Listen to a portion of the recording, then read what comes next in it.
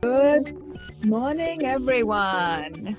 Thanks for joining us today on our almost second to last, I believe, sustainability for the year.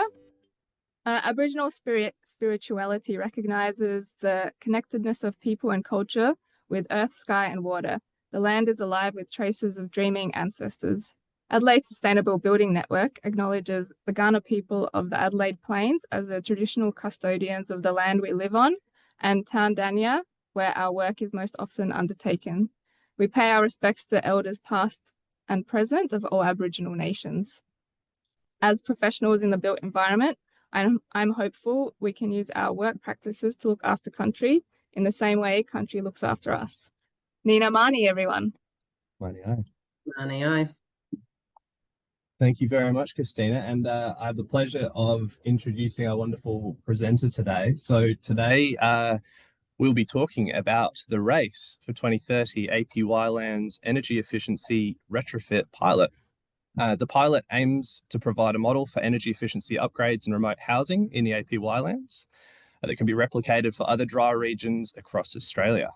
Solutions to reduce uncontrolled air leakage and thermal bridging have been investigated and implemented by Uni SA, the Department of Energy and Mining, and the South Australian Housing Trust, along with a suite of industry partners.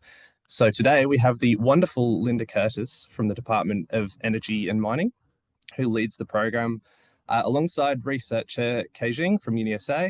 Lynda has a background in energy efficiency, which she now brings to her work with First Nations communities in South Australia. She has a strong desire to see community members live comfortably in energy efficient homes now and prepare them for the effects of climate change in the future. So over to you, Lynda.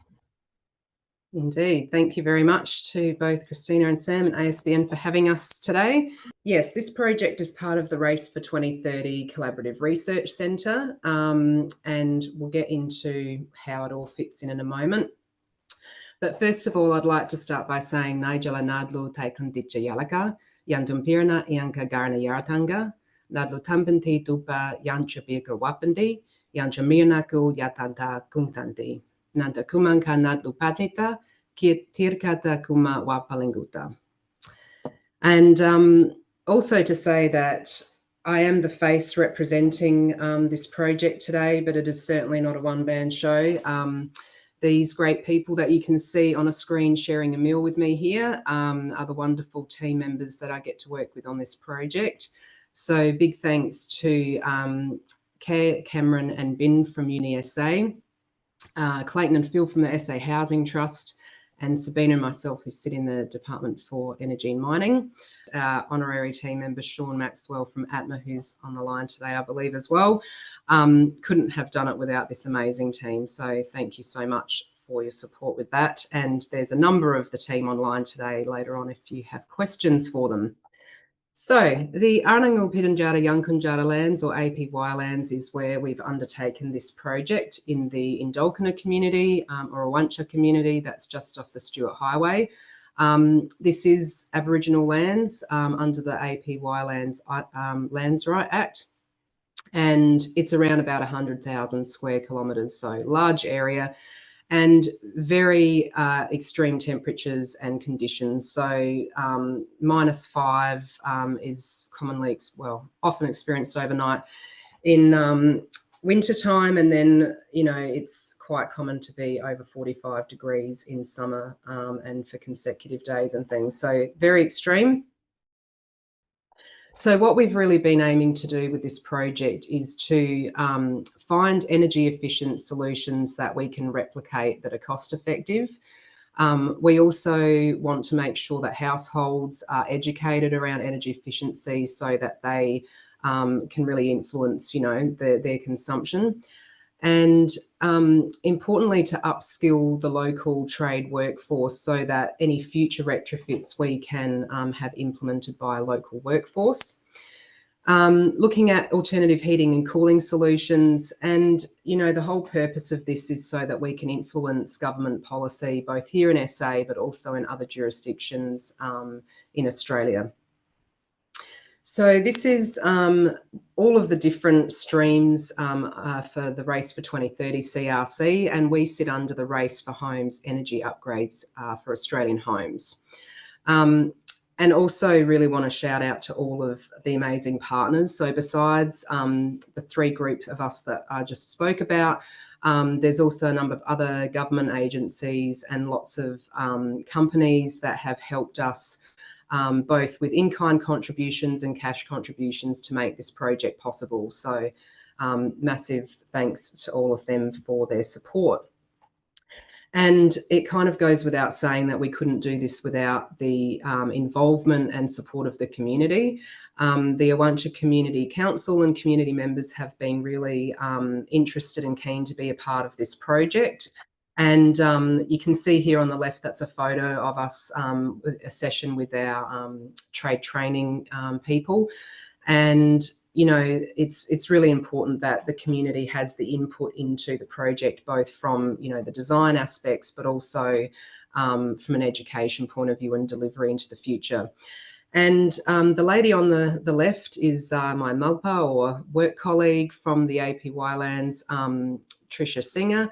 So she has been really important in helping us talk to households in language about what we're trying to achieve, and also to really understand from them what they experience in their houses and give us feedback on the retrofit. And we've also got a number of industry reference group partners that are have been based in community or are quite experienced in the area to help inform this project. So as you can imagine, lots of different challenges with remote community housing. These are only a few of them, and I'll just highlight the point that, you know, as much as this is a hot desert area, it's the winter comfort that has been a real challenge. And part of that is because of the design of the house being, you know, erring towards the hot end of the year. And also the fact that, you know, the things that have been fitted for heating, which is basically just the combustion heaters, need fuel, and fuel is not easily accessible, and certainly community members don't have transport and things to get them. So they rely on radiant heaters, ovens and stovetops for heating, which is obviously very inefficient. From a retrofit perspective, you know, we are looking at those challenges from a winter heating area, but also we need to look at, you know, the warming climate. So we're really dealing with both ends of that temperature spectrum.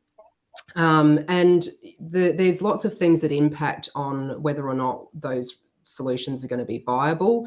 We've got to think about things like dust and vermin getting into electronics and, you know, compacting insulation and things like that. But also the solutions really need to be able to source and repaired locally. So lots of challenges for us in this project. So to give you an overview of what the existing housing stock is like, this is a new build on the right. The age of the housing stock varies a fair bit, but this is a newer one. So concrete slab on ground, steel framed colorbond clad, an R4 in the ceiling and R2.5 in the walls, very standard, with the air cell in both the ceiling and walls. 3.5 metre wide verandas, so that obviously is very much geared to the summer climate. And a low window to floor ratio. Again, great for the summertime, but as I was mentioning, the houses then don't perform well in winter for those reasons. Energy rating of 8.2 stars.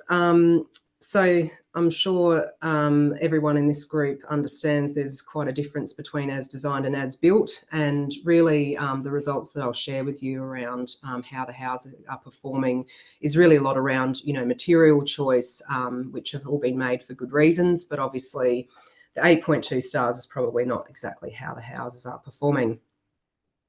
So to get a baseline, we have looked at some monitoring equipment. So Department for Energy Mining, DEM, already has smart meters throughout all these properties, but we also wanted to know from a individual circuit level and appliance level what the households were consuming. So PowerTech, who've partnered with us, gave us some temperature and humidity sensors and also some circuit monitoring on the stove, hot water booster and evaporative cooler, as well as some socket monitors, and we can look at that data through a cloud-based dashboard. So great to be able to get a sense of what's going on at a household level. And then also, and this is where Mr. Sean Maxwell comes in, and also Mark Layton from Living Building Solutions took a trip up to the APY with us to really look at, where is the summer heat coming in and where is the winter warmth escaping. So we did the air tightness testing, including ductwork testing, and then also the thermal imaging. And the results. We definitely had some air leakage issues. The evaporative cooling units did represent a big chunk of that, about a third, particularly the fact that there's no dampers on those evaporative cooling units. So losing a lot through that, as well as exhaust fans, as you would expect. The construction joints was an interesting one. A lot of the product material choice that, I was referring to is done from durability.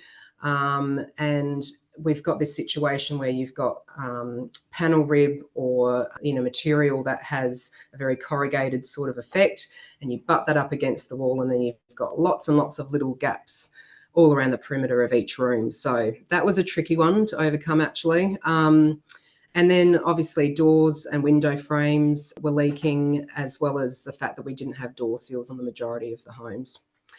And then from a thermal bridging point of view, as you can imagine, when you've got a steel frame home that's also clad in steel, that, there's lots of thermal bridging that's going on. As mentioned, we do have the air cell installed in all of these homes as well, but really wasn't effective enough to provide a thermal break, as you can see. And, as far as insulation goes, we did notice that there was quite a bit of wear and tear on that, just generally from compaction, but also rodent damage in the walls. And then your standard, insulation defects of missing insulation or disturbance and that sort of thing. And one of the things that we weren't able to address in this pilot was the fact that we don't have any slab insulation. So when we're looking at, how are these energy efficient solutions being, like how are they performing? The uni, we're using the design build software and modelling 3-bedroom home from SA Housing Trust. And yeah, really it was just to test out the different solutions and what their impact was. So you can see on this graph here, this is one of the results from that modelling. So really we're looking at the energy demand for heating and cooling, not really specifically energy use. So we looked at a temperature, like a comfortable temperature range of between 15 and 30 degrees. And with all of the heating and cooling turned off, how does that building perform throughout the year? So how many hours are we looking outside of that comfortable temperature range? So we tested 3 levels of retrofit. Level 1 was purely gap sealing. Level 2 was gap sealing and extra sealing insulation. And level 3 was both of the former 2 retrofits, plus wrapping the building in a continuous layer of insulation.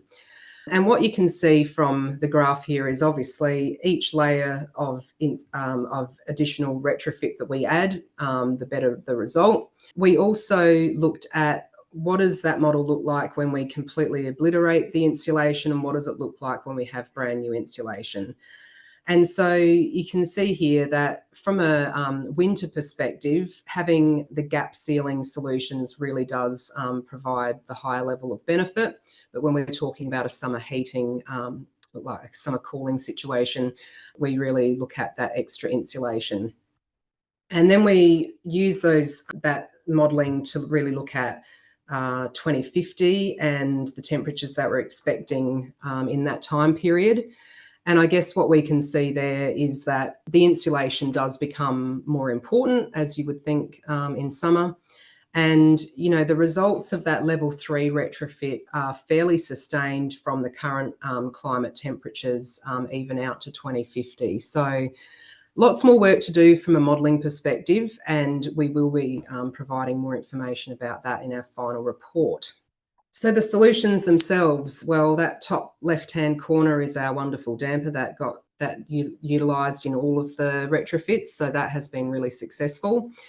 Door seals, we had to go with commercial grade door seals, and, you know, over time we needed to try different ones just to withstand sort of the abuse that they get.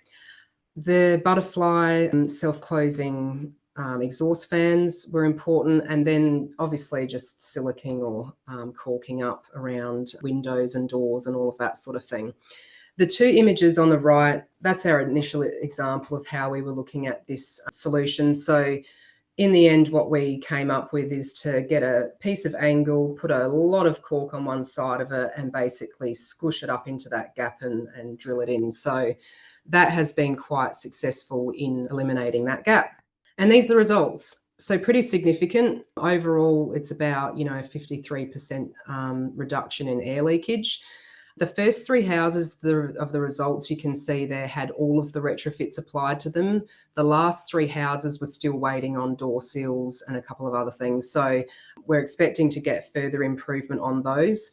But as you can see, some really significant reductions in air leakage. So I think we can say that from an air tightness perspective, we're on track with that, which is really exciting.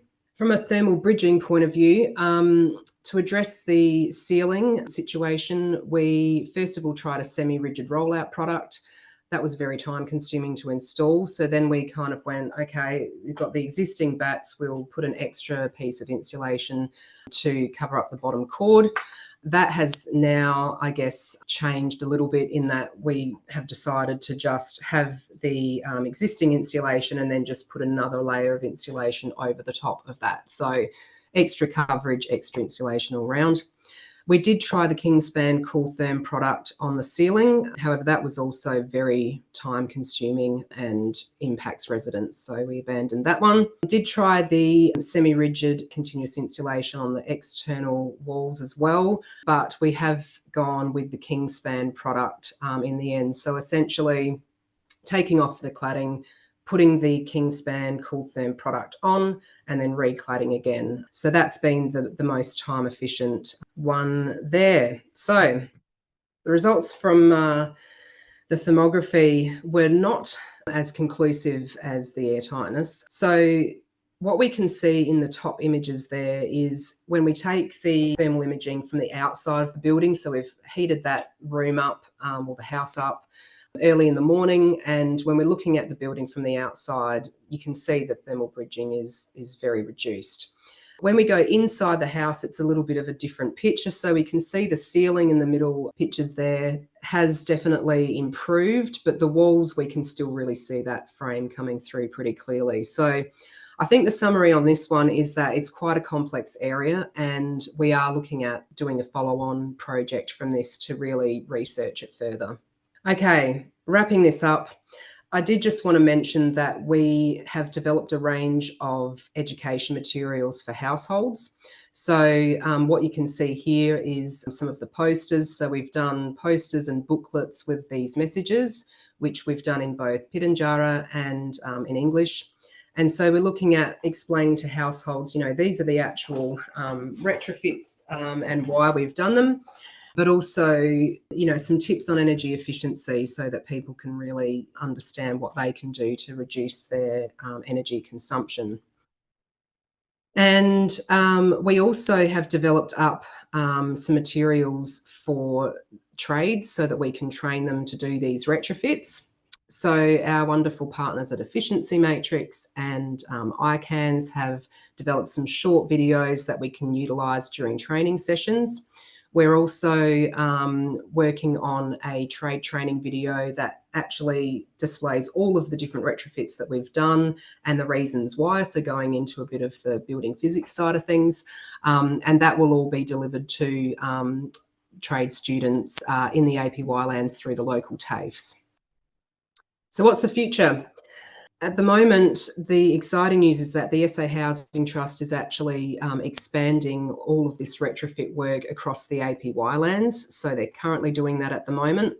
They were able to secure funding from federal government so that all of those houses plus remote SA Aboriginal housing can actually benefit from these energy efficiency upgrades. So really exciting. The project's also informing the new builds that the Housing Trust are doing. So they're incorporating all of the learnings from this project into the new builds that they're doing. And we've also got a HVAC study planned. We really haven't been able to delve as much as we'd like to into that side of things in this project. So we are looking to do a separate flow-on project from that. So there's a final report due that'll come out early 2026. And, the hope is that we're really going to influence other state and territories to do these upgrades as well. So this is just a bit to say more information. Obviously, the Net Zero Energy Builder website has got all of that information I've been talking about from education materials for households and trade training. There's also an impact report that details all of our learnings, to date.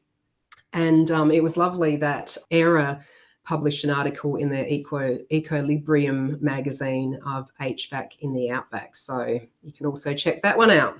And that is it from me. Thankfully, the presentation got there in the end. Awesome. Thank you so much. Brilliant. Thank you, Lynda. That was, very, very insightful.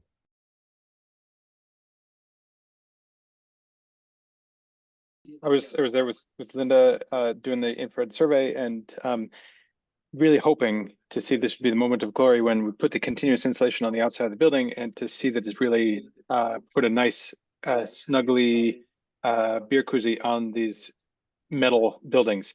But because these were occupied houses, we couldn't. There were some constraints on the survey, so we went in and to make sure that this stuff showed up very well. The temperature difference between inside and outside wasn't that great. On the particular day, it was like 14 degrees outside, something like that. So not that cold. So the temperature difference, ideally, you should have at least a 10-degree delta T between inside and outside for an extended period of time. And so the weather wasn't in our favor in that way. So we had some gas heaters, petrol heaters to not petrol, natural gas heater to heat up the house as much as we could. And we're trying to heat those surfaces up to then see how much of that is the steel still conducting. But I think the problem was that the interior linings of the buildings were thermally massive enough that the temperature wouldn't change within the 45 minutes that we had heated those houses. So they were still cold. So it looks like there's still plenty of heat conducting through that metal. I think it's just because we didn't have enough time. Probably a minimum should be 4 hours of heating to make it really effective. So if we were to do it again, that's what I would do, is heat the house for quite a long time and really make sure that you're there on a cold day. Both of those things are difficult to do when you're there on any particular day. You can't guarantee what the weather's going to be, and you can't kick people out hours ahead of time to heat up the house. So it's difficult. I'm sure that the insulation is doing its job. It's just getting those golden pictures is the tough part. That's brilliant. Thanks, Sean. That's really good and insightful for those who are keen to do a similar thing and obviously get those nice pictures and glossy. Yeah. And long-term benefits as well. Absolutely. That's what we're there for. Yeah.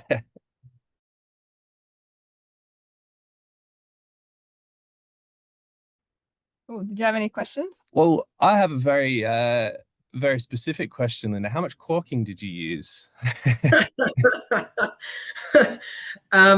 Phil, do you want to unmute and talk about how much caulk we're using on this project?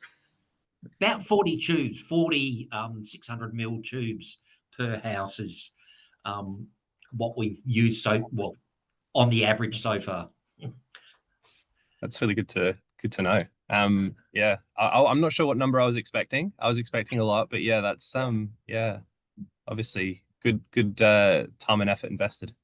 I guess it's using more or less depending on how experienced people are as well. So hopefully the more we go, the less. But I can tell you that what I haven't explained in this project is that we in this prezzo is that we actually established a couple of test rooms to try things out in Adelaide before we went up and did this work in the APY lands. So yeah, there's plenty of good photos of us getting all masticed up and testing out these things. So there was plenty used there too. But yeah, it's been a lot of trial and error and a lot of cork and mess. So you mentioned that there was some local training happening. Is this going to be rolled out to the wider communities and APY lands, and then are other people in other communities going to get trained so that they can participate in the I guess expansion of the project to more houses? Yeah, I mean that's definitely the goal. So how it works in the APY lands is that you've got a TAFE in most of the communities, and that's also attached to the local community development program. So I had a photo earlier of a session with such people. So the idea is, particularly when we get this trade training video that it's actually got some wonderful work by Sean to explain things like air leakage and thermal bridging. So we go through those concepts and then we go, okay, what do we do to fix those? I think it's been really important throughout the project that the people doing the work understand why we're doing the work. And for the retrofits, the pilot itself, we worked with the local trade contractor, Fennells, to educate their staff. And they were really engaged, actually. They really were very interested in what we were doing and why. And, there was then questions of, I bet my house is like this too. I bet it's leaky. And yes, you're right. I'm sure it is. So it was really important to make sure they were engaged. And that's the plan for what we want to do with the rollout of the rest of the retrofits. So as I said, SA Housing has got funding to do retrofits in all the rest of the communities. So TAFE SA will have the video that we produce, and they'll be able to do the training alongside, the workforce, so Fennell's workforce, and get more local employment and more people in the community involved. So that has been a really key objective of this project and then future rollout. Yeah, that's great because it gives a lot more people new skills and employment opportunities. Absolutely. And those who are budding enthusiasts who want to know where to start, I would definitely recommend Efficiency Matrix on YouTube. They are a phenomenal resource and one that I recently learned some very interesting tips about block work and basically painting them to reduce the porosity. Very simple solution. Lots of really interesting insights on that channel.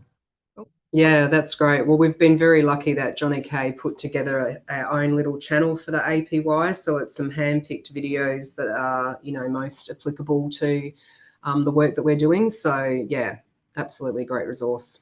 That's brilliant. Thanks, Lynda.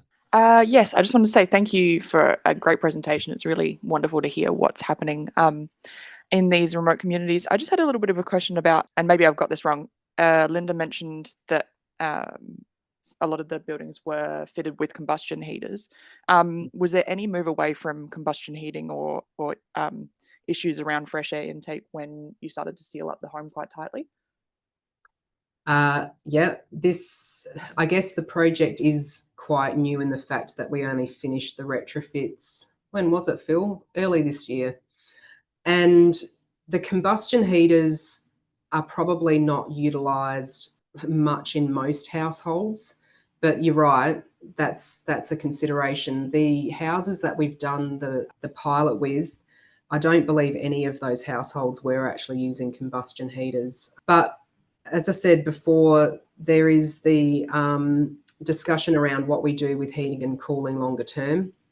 So with the HVAC study that we're looking at, it's really, how can we find a unit that withstands some of the environmental issues that we've got? And actually what those are vermin ingress into, split systems and things like that we've had in the past. So hence why we use evaporative coolers. So yeah, it's going to be a tricky one to get the right mix, I guess, with the HVAC solutions. But one of the considerations will be how we can do more efficient heating, and getting rid of the combustion heaters then will be part of that. So don't know, Phil, if you want to elaborate any more on that, but at the moment it hasn't been an issue looking at that problem of air quality, but certainly take the point that it could be in the future. Yeah, I guess it's not really a retrofit question, but I was just wondering, like, all those images obviously show the steel framing with the thermal bridging through. Are the new builds up in the APY lands, and I guess this is maybe a general question about remote housing, are they moving towards like a timber frame option, or is steel kind of the priority because of things like durability, price, availability?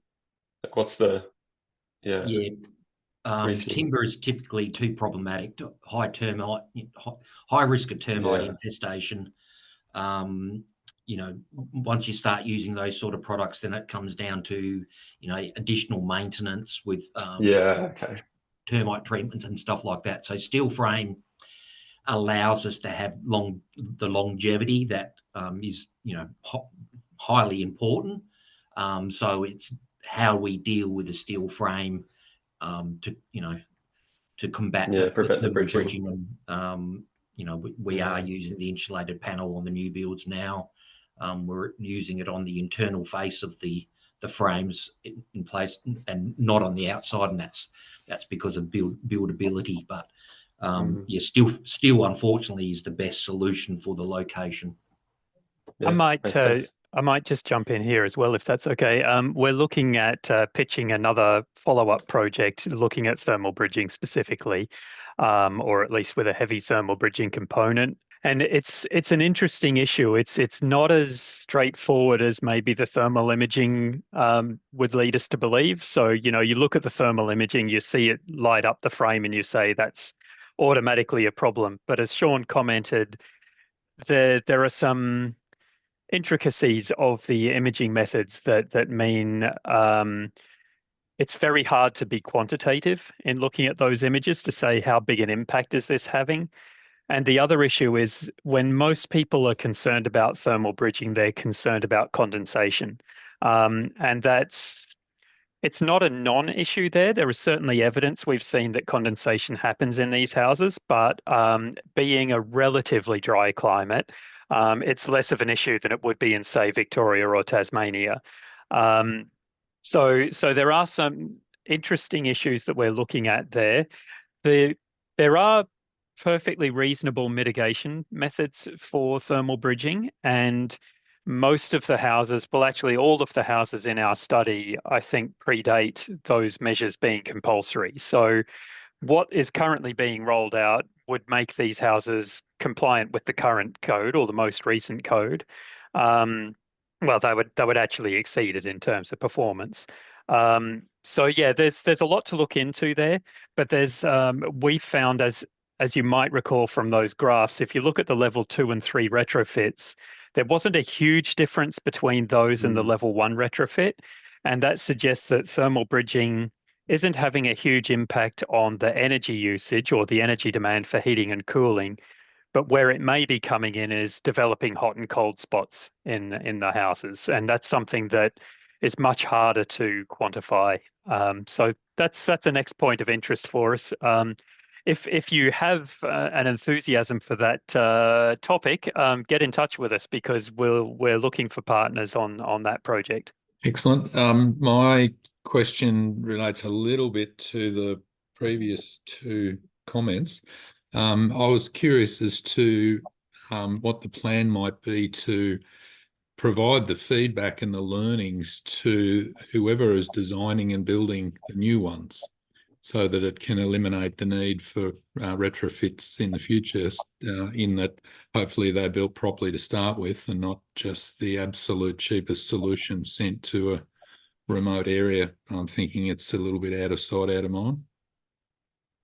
Yeah, so Phil, I'm not sure if Clayton's on, but Phil and Clayton are hey Clayton, our representatives from the SA Housing Trust. So they've been very involved with this retrofit pilot, but they manage all of the housing stock in the APY lands. So they manage all of the construction work as well. So to your point, you want to build it right first. I think the houses in the past have certainly focused on durability. So I do think the quality is there from a durability point of view. It's just that some of the material, choices have led to definitely air leakage issues. And, on any steel frame building, we really need to look at how we're managing our thermal bridging. So the learnings from this pilot are now informing there's a couple of new builds that Phil and Clayton are doing as we speak. Do you guys want to talk to that at all and what you're kind of doing and seeing? Yeah, all the current new builds, we've taken the learning, so we're using the solid board insulation as an internal insulation layer, which is then well sealed. So we're addressing the insulation and the air leakage by using an internal wrap, basically, and the air leakage testing we've done is coming down to around 6 ACH. So again, that is a dramatic improvement above what we achieved in the retrofit, and the latest energy rating that we achieve for these houses is above 9 stars.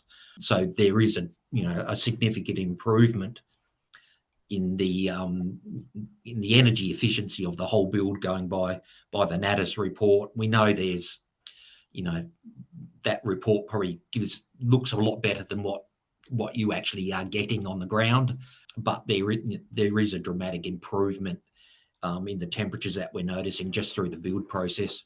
And we actually have a blower door testing device, and during the course of construction we're actually doing a blower door test when it's at lockup, and at practical completion we are also doing a blower door test to actually ensure that we are blowing down around that 10 ACH, and then can get the builder to address any gaps and leaks that we're finding as part of that process as well. And you've got a thermal imaging camera too, right? So yes. I think this is the really amazing thing for this APY region. I think we're going to see some of the very best public housing stock in Australia in these communities, because you've got, people like Phil and Clayton who are very passionate about this area, but the ability to actually test and verify as you go, as we all know, is not happening elsewhere. And so, really great results that we're hoping can be emulated elsewhere. So that's really what we're trying to push now, is how does the rest of the housing trust in South Australia, what do they do with their, their homes, and then other states and territories. And actually it's been encouraging that WA in particular, and people in the Northern Territory, just starting to get the Northern Territory government on, but there's been a lot of interest in the work that we're doing. And so already some of the things that we've been sharing with them, they are picking up and running with as well. So yes, it's a hope that we will encourage better housing stock, public housing stock across the country. Absolutely. That's brilliant, Lynda. And I guess I'd be keen to know, and I'm sure many on the call would be keen to know as well, whether or not you've got any feedback from residents who have gone into those spaces, and whether or not they've noticed any difference and what they're saying. Yeah, the house is too bloody cold, huh? Actually, I apologise, because I did, this prezzo that I gave today can actually go for an hour easily. So it's been a very cut down version. And one of the things that I did forget to mention when we were talking about collecting information is that, Tricia, who I introduced, was really an important part of the project. We go and talk to households about, before the retrofits, how are they feeling in the house? So we actually did an interview with them, with set questions about how they're feeling in summer and in winter. And then we did the same thing after the retrofit. So unfortunately, because it's such a small sample size, we're talking about only 6 houses were actually retrofitted, and we had, essentially 2 at each level. it's hard to get a sense really of a wider impact. But I think the key information that we got out of all of them is after that gap sealing work was done, people did notice that the house got cooler quicker and that they were able to turn the evaporative cooler off, more frequently. And in the houses that had the level 3 retrofits, so all of the treatments done, there was comments from both of them. They're like, oh yeah, I'm too bloody cold now. I can't have the evaps on, and these are units that don't actually have any temperature settings. So, it's on or it's off. So that's something that obviously we want to look at in the future as well. If we can look at a split system, then that enables us to, set a temperature and have it maintained at that. So yeah, positive feedback for sure, but early days, and really we only got that sort of information really on the summer side of things, because I don't think the winter we had everything done yet. So yeah, it would be really interesting to see what the winter outcomes were, especially because you said that they're using a lot more energy during the winter or cooler months. Yeah, and I think the retrofit will certainly help. How much it helps is going to be a bit of a question, because until we get a more efficient heating appliance and people are still using bar heaters and stoves and things to heat, I think it's going to be quite challenging. And also from a behaviour point of view, people really do like it warm. Some of the houses that we've gone into, it's like, whoa, So yeah, I think we will probably need to incorporate the better appliances plus more of the energy education. And I should say with that as well, within DEM, we've got a role of a person that we engage to go around to households to help them with their electricity use. And so she's actually going to be delivering, I should say, the energy education materials to households. So we will be getting that further rollout. So all of this stuff is going to be, we need some more time to really see the effects. Yeah. I've got another quick question from Eleanor. What type of glazing is in the current housing stock? Phil can probably talk, but polycarbonate windows is what I believe they are. Yeah. Yes. Mm-hmm. Yeah, so that wasn't really on our agenda for upgrading, just because of the cost involved in going to something like double glazing. I'm curious on the, I guess, future HVAC scoping, because obviously there's talk of energy resilience, but I guess I'm curious in terms of the consideration for water resilience as well, and whether or not there's availability of water that's, I guess, a challenge that is intuitively probably one that is front and center in the cards. It's exactly why we want to move away from the evaporative cooling units, because from a energy point of view, they are definitely more efficient, but from a water and maintenance point of view, they're pretty diabolical. And water security is an issue for remote Aboriginal communities. Something that we work closely with SA Water on. They have monitoring on all their meters, so we have line of sight on that particular issue and address that from reports they provide to us in real time. We're going to have to find a solution to the vermin and entering different air conditioning units. Yeah, there are some promising options there. We just weren't able to wrangle the industry partner support in the right time frame for this project. But a follow-up project is definitely justified there. And touching on something else that Lynda mentioned was that neither the evaporative cooling nor the bar heaters give you temperature set point control. So that means that, in terms of the energy use, something that Lynda's highlighted in the past has been that we may not see a reduction in energy use if the current systems aren't actually meeting comfort demand. So if you put a bar heater in there, if you need, say, 10 kilowatts of heating, but you put a 2.5 kilowatt bar heater in there, you're just going to be cold. You're going to use lots of energy and still be cold. So what we're more likely or more expecting to see is similar energy usage, but a more comfortable temperature. Although that's not necessarily what we'll see, but that's the expectation. So again, an improvement in the technology we use, a more efficient heating is going to address both those issues. It'll be more comfortable and require less energy to run. Does sort of availability of tech and like the likes of, you know, availability of fixing heat pumps and etc. come into play as well, I assume? Yeah, it definitely does. So the region doesn't have refrigeration mechanics on hand, so it's extremely expensive. If you have to do anything that involves refrigerant piping, disconnecting piping systems, anything that puts a break in it or repairs to a compressor or something like that, it's going to cost a fortune to do that. So that, as well as the vermin issue, is something that does work against something like a split system, is it does make maintenance more difficult because you're running refrigeration pipes through a wall. So yeah, that's definitely will play into it. It makes it a much more complex project to work in that region. Well, I'm looking forward to the ASBN presentation in a few years' time when you have the data for that one. Nice, thanks. We've got a good plug that the APY pilot information is a tab on the Net Zero Energy Builder Learning Hub. And yeah, so there's a nice a message for everyone there that everyone can read with the further information available on the NZEB site, and hosts points bills. So there's 10 free additional trade courses to anyone in the APY who wants to get upskilled. Nice. Well, thank you all very much for your time, and thank you, Lynda, for a great presentation, and the rest of the team for answering lots and lots of questions. And we'll see you at the next one.